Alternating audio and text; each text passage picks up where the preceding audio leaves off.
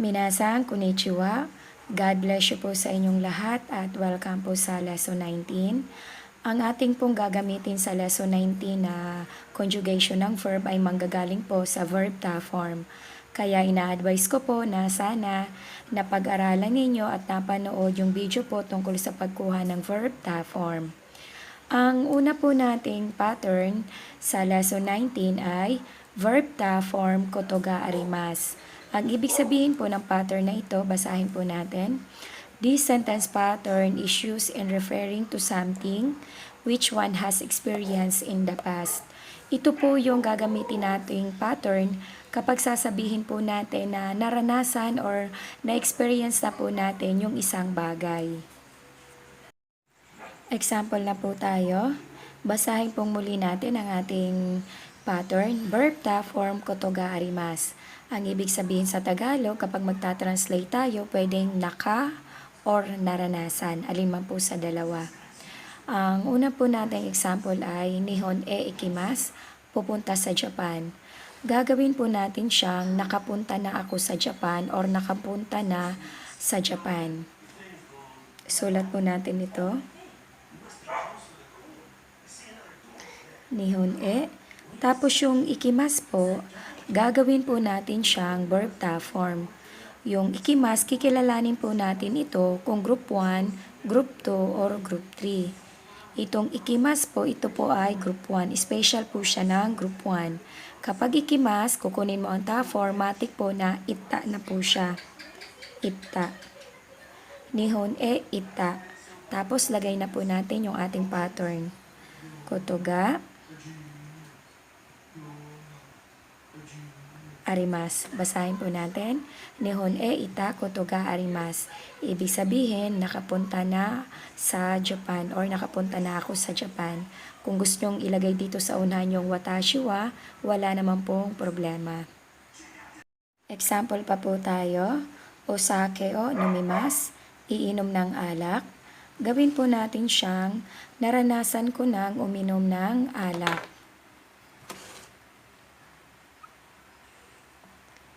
Osake o. Ngayon yung nomimasu, gagawin po natin siyang ta form, yung past positive na plain form. Kikilalanin po natin ito kung group 1, group 2, or group 3. Ito po ay group 1 kasi naka-e-line. Ang rules ng group 1, tatanggalin ang mi. Kunin natin yung no. Ang grupo ng mi ay mi bini, mi bininda. Ang ipapalit natin ay inda. Naging nonda. Plus yung ating pattern. Kotoga arimas. Basahin po natin. Osake o nonda kotoga arimas. Ibig sabihin, naranasan ko nang uminom ng alak. Ang next example po natin ay sushi o tabimasu. Kakain ng sushi. Gawin po natin siyang nakakain na ako ng sushi or naranasan ko nang kumain ng sushi. Sushi o. Tapos yung tabimasu, gagawin po natin siyang past positive na plain form ng verb. Ngayon po, kikilalanin po natin si tabimasu kung group 1, group 2, or group 3. Ito po ay group 2 kasi naka-e-line. Ang rules ng group 2, tatanggalin lang po ang mas. Kunin po natin yung tabe at plus ta form lang po tayo. Naging tabeta. At yung ating pattern na.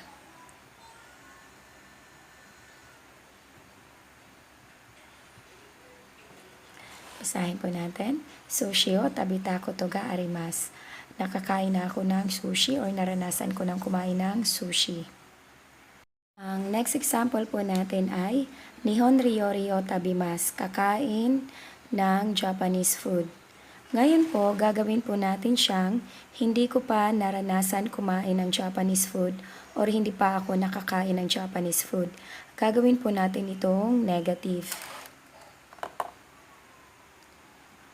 Nihon ryori o. Yung tabimasu, kilalanin po ulit natin kung group 1, group 2, or group 3. Ito po ay group 2. Tanggal mas lang po. Tabe at maglalagay lang tayo ng ta. Tapos, kopya po natin yung kotoga. Tapos, pagdating po dito sa mas, gagawin nyo pong masen kasi po mayroon tayong salitang hindi. Magiging arimasen. Basta po dito, laging nakata-form. Kapag magne-negative ka po at hindi mo pa naranasan, yung pinaka-pattern po natin ang gagawin yung negative. Yung mas, gagawin nyo pong masen. Ito pong ta-form dito, as is na po ito. Basahin po natin. Nihon ryo tabita ko toga arimasen. Hindi ko pa naranasang kumain ng Japanese food. Confirmative question po tayo. Shinkansen ni norimasu ka? Sasakay ka ba ng bullet train? Gawin po natin, naranasan mo na bang sumakay ng bullet train? Shinkansen ni, yung norimasu po, ginawa po nating ta form, naging notta. Kasi po si norimasu ay group 1, yung ri, kagrupo niya po ay ichirita, kaya naging chisaitsu at ta, kaya po naging notta. Kotoga arimasu ka? Shinkansen ni notta kotoga arimasu ka? Naranasan mo na bang sumakay ng bullet train or nakasakay ka na ba ng bullet train? Kapag nakasakay ka na po, halimbawa ang sagot mo ay, opo, nakaranas ng sumakay. Hai, notta kotoga arimasu. Kapag gusto mo po ay maiksing sagot at shortcut na shortcut, pwede mo pong sabihin ay hai at yung arimas na lang, hai, arimas. Alin man po sa dalawa. Kapag hindi ka po nakakaranas, ang sasabihin mo po ay iye notta kotoga arimasen or yung maiksi na iye arimasen. Ang ibig sabihin po ay hindi pa po nakakaranas na sumakay. Ngayon po, kung gusto nyo pong i-emphasize yung hindi mo pa nararanasan, pwede nyo pong isagot ang iye ichidomo arimasen. Ibig sabihin, hindi po, wala pa po kahit minsan. Ang ibig sabihin po ng ichidomo ay never. Ito po ay kasama po niya sa sentence ay negative. Confirmative question pa po tayo. Fuji-san ni noborimasu ka? Aakyat ka ba ng Mount Fuji? Gawin po natin siyang nakaakyat ka na ba sa Mount Fuji or naranasan mo na bang umakyat ng Mount Fuji? Fuji-san ni, yung noborimasu po, papalitan po natin siya ng ta form. Kikilalanin po natin si noborimasu kung group 1, group 2, or group 3. Yung ri ay nakay e-line, kaya po si ri, tatanggalin natin siya. Ang kagrupo ng ri ay ichiri, ichiripta. Kaya ang kapalit ng ri ay chisaitsu at ta, naging nobotta. Tapos yung kotoga arimasu, nagkaroon lang tayo ng question marker ka sa dulo. Fuji-san ni nobota kotoga arimasu ka? Kapag meron, ang isasagot po ninyo ay hai nobota kotoga arimasu. Kung gusto nyo po mas maiksi, hai arimasu.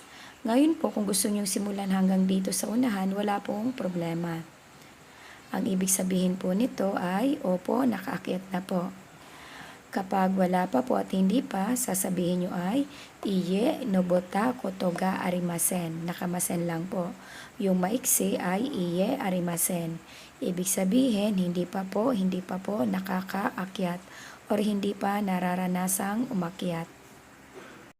Pangalawang pattern na po tayo. Verb ta form ri, verb ta form ri shimasu. Ang ibig sabihin ng pattern na to ay verb 1, verb 2, and so on. Basahin po natin ito. This sentence pattern is used and referring to some representative actions among many other activities. Ito pong pattern na ito ang gagamitin natin kapag po yung ating mga gagawin or ginawa ay hindi po natin sasabihin lahat. Pipili lamang po tayo ng ilang mga ginawa natin or gagawin natin. Halimbawa po, ginawa mo ito at ginawa mo ito.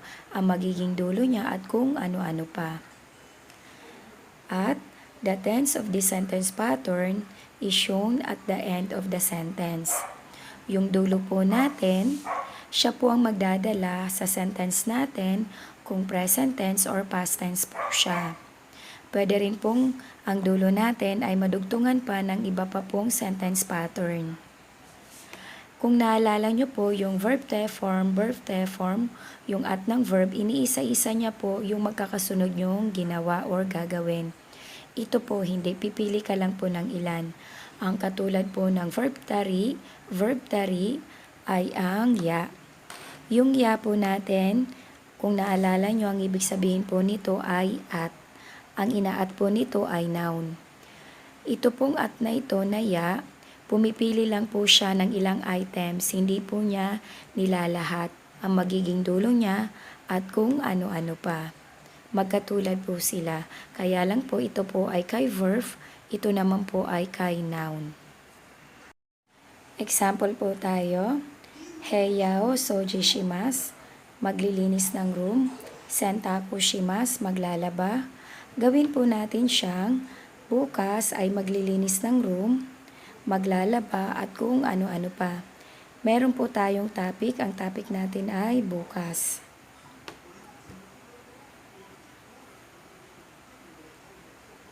Ashitawa. Tapos po yung Heiyao soji shimasu. Yung soji shimasu po, kikilalanin po natin ito kung group 1, group 2, or group 3. Kukunin po natin yung ta form niya, yung past positive na plain form. Ito po ay group 3. Ang rules ng group 3, para makuha ang ta form, tanggal mas lang po tayo. Papalitan po siya ng ta. Magiging soji shita.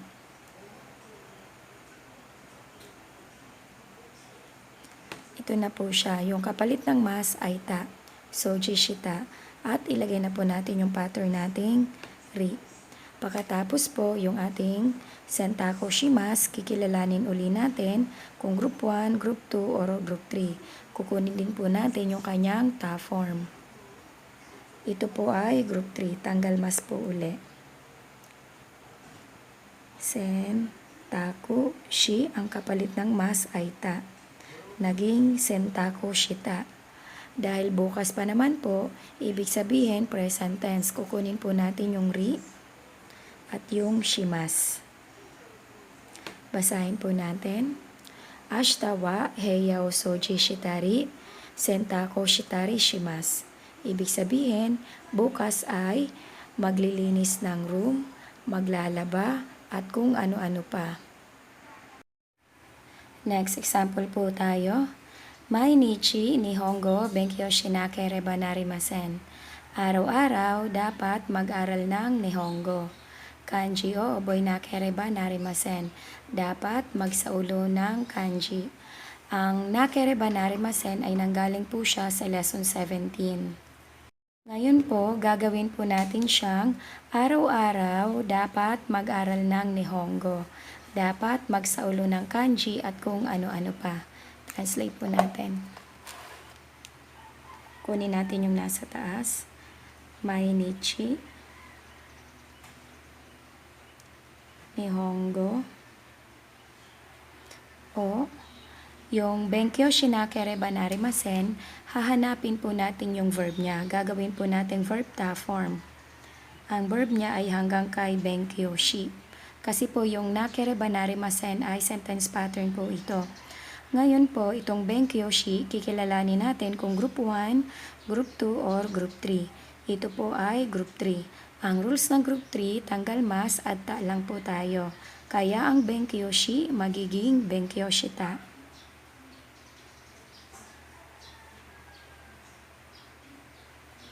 Tapos ilagay na po natin yung ri. Next naman po itong line na to. Kanji o oboy nakereba narimasen. Kanji o. Tapos itong oboy nakereba narimasen, hahanapin din natin ulit ang kanyang verb. Ang verb niya hanggang kay oboy. Kasi yung nakereba narimasen ay pattern po ulit. Ito po ay group 2 kasi naka-e-line. Mag-add ta lang po tayo dito kapag group 2. Yung oboy magiging oboy ta.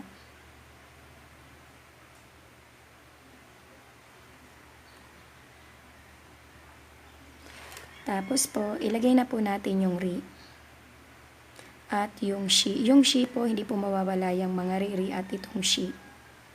Pagkatapos po, yung mas, hindi po siya ang ilalagay natin. Kasi po, gumamit po ang ating example dito ng dapat, kaya kukunin natin yung nakereba narimasen. Ipapalit natin kay mas.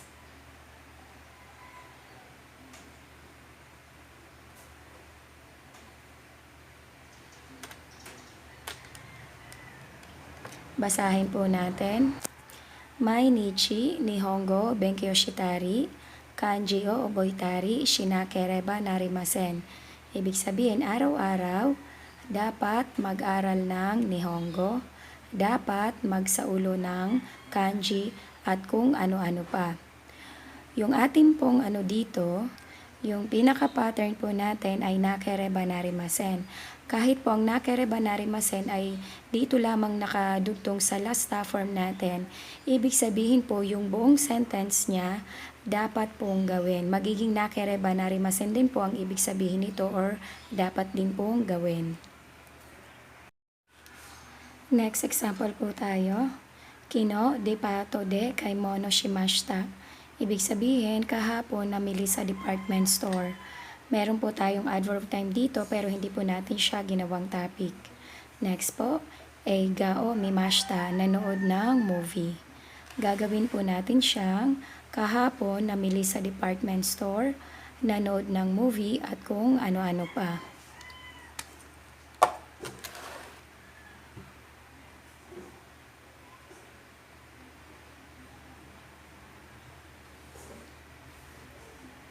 Yung kaimono shimashita po, titingnan natin kung group 1, group 2, or group 3. Ito po ay group 3. Ang rules ng group 3, tatanggalin lang ang mas. Ito po ay nakamashita, kaya yung mashita po ang tatanggalin natin. Ang natira ay kaimono shi. Mag-add lang po tayo ng ta. Kaimono shi plus ta. Naging kaimono shita. At yung ating ri. Pagkatapos po yung pangalawang sentence natin na eiga o mimashita. Eiga o yung mimashita, titingnan natin kung anong grupo. Group 1 po ba siya, group 2 or group 3? Ito po ay group 2. Kaya tanggal mashita lang po tayo. Kukunin natin yung mi, mag-add lang po tayo ng ta. Naging mita. Plus yung ri natin at yung shi. Ngayon po, dahil kahapon na ito nangyari na, yung mas hindi po natin ilalagay.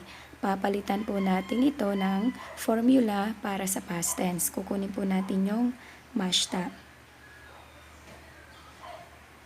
Basahin po natin. Kino de pato de kaimono shitari, eiga o mitari shimashita. Ibig sabihin, kahapon, namili sa department store, nanood ng movie, at kung ano-ano pa. Pananong po tayo, Kino, nani o shimashita ka? Ano ang ginawa mo kahapon? Halimbawa po, ang ginawa niya kahapon ay nakinig ng music, nagbasa ng libro, at kung ano-ano pa. Ang makikinig ng music ay ungako kikimas.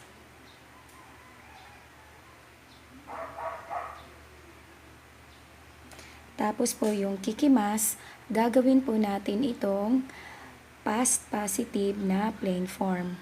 Magiging ta form po siya. Ang kikimas, kikilalanin natin kung group 1, group 2, or group 3. Ito po ay group 1 kasi naka-e-line. Tatanggalin po natin ito. Kunin po natin itong ki na isa. Ang kapalit ng ki na ito ay kiita, kiita. Kaya magiging kita.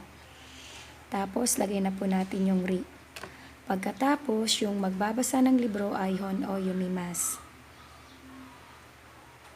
Yung yumimas, kikilalanin din po natin kung group 1, group 2, or group 3. Ito po ay group 1 kasi yung mi naka-e-line. Tatanggalin natin siya. Kunin natin yung yo. Yung mi, ang kagrupo niya ay mi bini. Mi bininda. Kaya ipapalit sa kanya ay inda. Naging yonda. Tapos ilalagay natin yung ri at yung shi. Ang magiging dulo natin dahil kahapon ang tanong past tense ay mashita. Basahin po natin. Ongako keitari, hon o yondari shimashita. Nakinig ng music, nagbasa ng libro at kung ano-ano pa. Pananong pa po tayo. SM de nani yoshimasu ka? Ano ang gagawin mo sa SM? Halimbawa po, ang gagawin niya ay makikipagkita sa kaibigan, kakain, at kung ano-ano pa. Ang makikipagkita sa kaibigan ay tomodachi ni aimasu.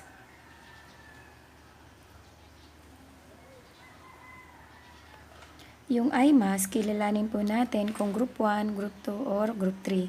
Ito po ay group 1. Kasi naka-i-line, tanggal i po tayo. Kunin natin yung a. Ang i, ipapalit natin siya sa grupo ng ichiri. Ichirita. Chisaitsu atta. Naging atta. Ilagay po natin yung ri. Tapos, shokujishimasu, kakain. Ito po ay group 3. Ang rules ng group 3, tanggal mas lang po. Tapos, papalitan natin siya ng ta. Shokoji, shita. At yung ri natin, at yung shi. Dahil po ito ay gagawin pa lang, naka-present tense, nakamas lang po yung dulo natin. Basahin po natin. Tomodachi ni atari, shukoji shitari shimasu. Ibig sabihin, makipagkita sa kaibigan, kakain, at kung ano-ano pa.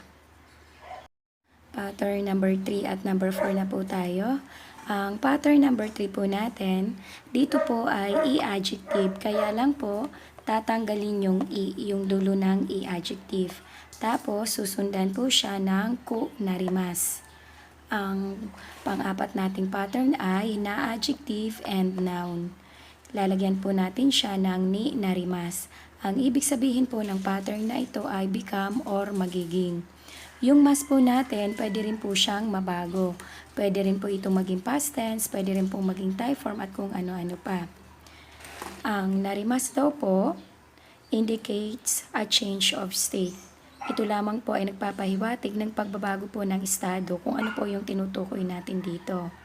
Tapos po, ang laging kasama pong adverb ng narimas ay dandan. Ang ibig sabihin ng dandan ay unti-unti. Example po tayo para sa i-adjective natin. Samuy des. Kapag sinabing samuy des, malamig. Gawin po natin siyang lumalamig. Sulat po natin yung samuy. Tapos po sabi, tanggal i. Tatanggalin natin yung i. Tapos, connect na po natin yung ku narimas.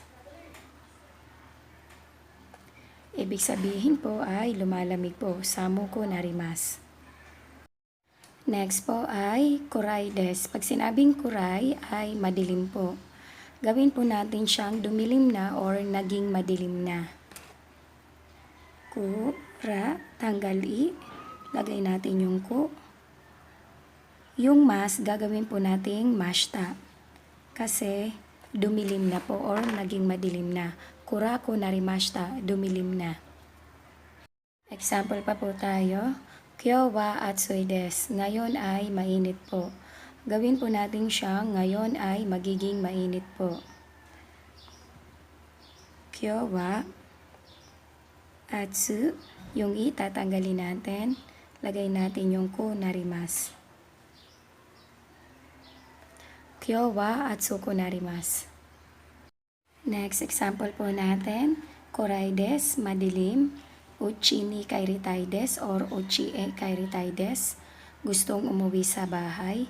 Gawin po natin siyang bago dumilim, gustong umuwi ng bahay. Bali po, tatlong pattern po ang kalalabasan ng isang sentence natin.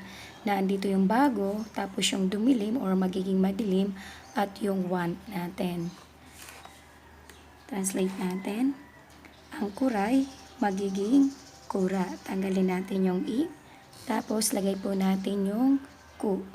Yung narimas po, gagawin po natin siyang dictionary form. Kasi meron po tayong bago. Yung sa lesson 18 po natin na before. Ang requirements ng bago, kailangan dictionary form yung katabi niya. Kaya yung narimas, kikilalanin natin kung group 1, group 2, or group 3. Ito po ay group 1 kasi naka-e-line. Yung ri, change natin kay u-line, magiging ru. Kaya magiging naru. Kuraku naru. Tapos yung maini. Kuraku narumaini, uchi ni or uchi e kairitai desu.